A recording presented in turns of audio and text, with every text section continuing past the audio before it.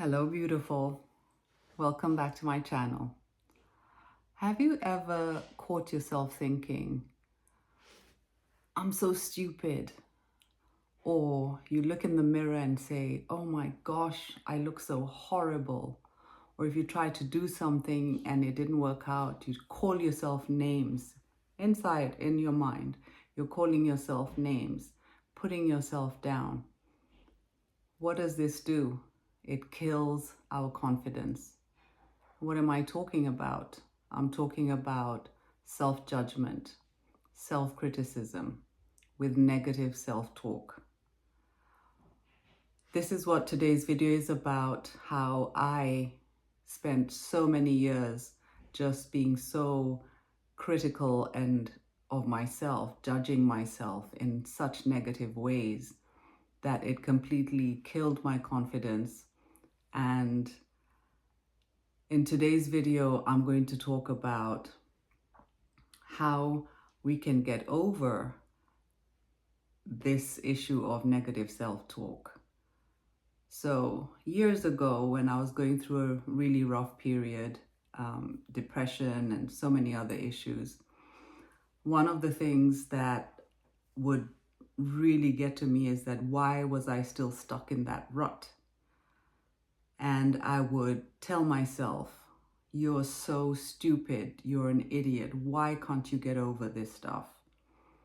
If I tried to do something, whatever it was, whether it was to help myself or to attempt to get back into like a daily activity, and if I couldn't do it, I would then call myself names and just be really, really horrible to myself with the talk that I gave myself. This negative self-talk, this self-criticism, self-judgment doesn't do anything except spiral us downward into even more of those dark energies that keep you down. So today I want to share how we can break through these habits that get ingrained into our system, so to speak. Because once you start on this path and you keep calling yourself names and putting yourself down in every situation, it does get ingrained into our system. So that automatically, whenever you do something that supposedly isn't the right thing for you, your mind straight away jumps up and says, see, you're useless. Have you ever felt that? Do you self-talk to yourself like that? Do you criticize yourself endlessly? What is self-judgment? It's that inner voice that constantly points out the things that you're not doing right, the things that you should be doing. It's like a Jiminy critic that sits on your shoulder and goes, yep, yep, yep, whenever there's something that you do that your mind reminds you that, oh no, look, see, you're an idiot, you did it again. And how does this affect us? It increases anxiety. It makes us feel even worse about what we're doing. If we're trying to make progress and we stumble and that voice comes on again telling you, oh, you're so stupid, what does it do? It doesn't motivate you. It just pushes you back down. If you're on a, for example, if you're on a diet and you make a mistake and instead of not exercising, or you had some type of food or snack that you're not meant to have, and you do it, what happens? In your mind, you tell yourself, I'll never be able to do this. And you call yourself names, horrible names. What does that do? It keeps us stuck in that rut. It keeps us stuck in that pit. And so for me, it took me a long time to work to get over this, because it had been ingrained so deeply inside of me. It took so much patience, time, and just being gentle with myself to switch that negative self-talk and into something more positive. So the harmful effects of self-judgment are increase of anxiety, lower self-esteem, lower self-confidence, and so much more. When you look at the other reasons that can affect us to have negative self-talk, it's not just things that come within us, it's also from outside influences. For example, we could have grown up in a family where our parents were super critical, and therefore anytime you try to express yourself and they shut you down, it stopped you from any growth of your own self-expression. Comparisons to what people are doing on the outside. You look at yourself and you compare yourself to somebody else. And then you tell yourself, oh my gosh, I should be where that person is. If you're in the same, let's say, work environment or activity. And yet that comparison is hurting your progress because you're looking at somebody else's progress, but you're not celebrating that you've actually taken the steps to get started and that you're moving. It's like me comparing myself to someone who's had a YouTube channel for years and is doing really well, and looking at them and saying like, oh my gosh, you are so dumb. Why aren't you over there like that person? And those are the kinds of negative self-talk that I'm talking about. We can also look at different cultural different cultures and how they either help with self-expression or they don't help in personal self-expression.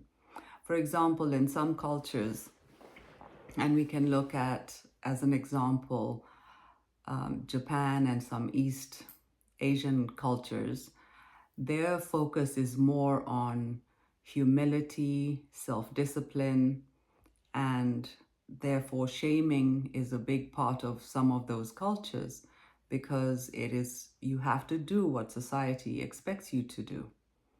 And on the other hand, you have cultures like in Latin America or in Italy, Spain, where self-expression is encouraged.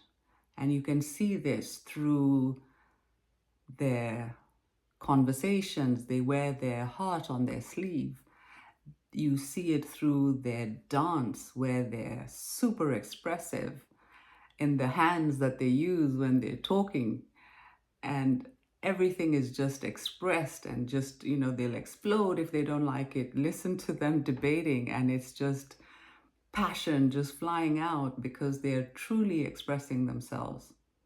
Well, what if we could take both these and find a balance between the two?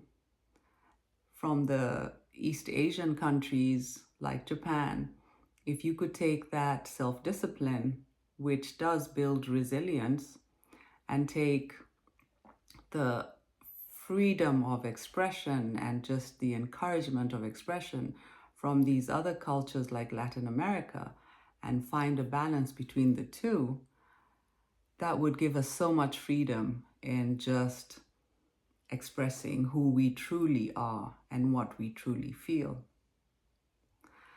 The pressure to be perfect in society, we're also bombarded with that every single day, whether it's through social media, the television. You see people posting about how perfect they look, how they've got the perfect body. Television keeps telling you that, if you don't look like this, or if you don't have this car, or if you don't have this type of house, or if you don't have this amount of money, then you're not good. you're not really doing very much for yourself. They put you down. They make you feel like you're not accomplishing anything. So we have to consider all these things play a part in how we react to ourselves, how we talk to ourselves. And so, how do we overcome? How do we start working on this self-judgment, this self-criticism that is a confidence killer? The first thing is mindfulness and awareness, is to make yourself aware whenever your mind goes to that negative self-talk. Just pay attention. Pay attention to yourself and how you think. When you notice it, stop and tell yourself, oh, there it is. Recognize it and then change it. So the other thing is to reframe our thoughts.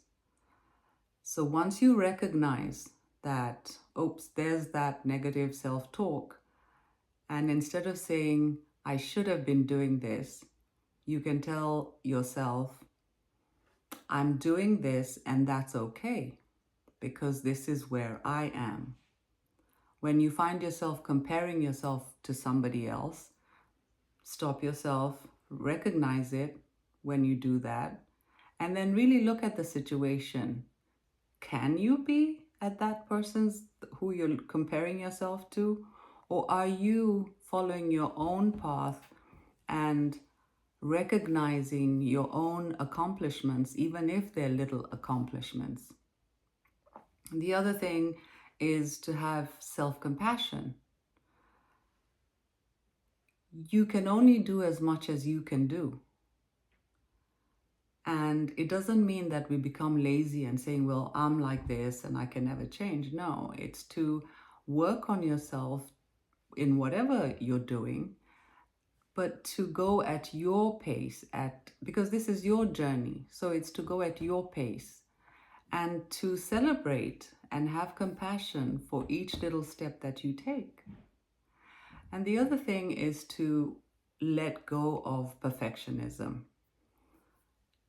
And perfectionism is something that also affects a lot of people, and that can also bring them down a lot because they expect themselves to always perform at this level of perfection. And that's a lot of pressure on yourself. So if we let go of perfection, excuse me, if we start letting go of perfection and just have that self-compassion and say, you know what, I made a mistake. I should have been doing this, but I didn't. But it's okay. I recognize that I can make these changes. That's a huge sort of relief that gives you the space to be able to not to judge yourself so critically, and have the confidence in yourself that, you know what, it's okay. Even though I made that mistake, I can make some changes and I'm back on track. And the other thing is to have that spiritual trust. God made us in our own unique ways. We're not in a race with everybody out there. We're actually just on our own journey. We look to others for guidance and to learn things from others, but it doesn't mean that we have to do exactly what the other person is doing and that gives us our worth. No, it doesn't work that way. So I hope that this gave you a little bit of thought, food for thought on this idea of being so self-critical. And watch yourself when you're out with your friends and try and recognize when somebody, even vocally we do it, when we put ourselves down. We, even among our friends, will say, you know, I was so stupid, I did this. Don't call yourself stupid, you're not. And if you have children, pay attention to when your children criticize themselves in such a negative way, and try and help them to spin it so that instead of it being something negative, it can be something positive that they overlooked or they need to work on. And I think that, as I said, we can learn also from so many different cultures about how they use self-expression. And so I hope this was helpful, and share in the comments how you tend to, self-criticize yourself, and what steps you've taken or you will take to try and correct these. And until the next video, I hope you have a beautiful day, and from my heart to yours, bye.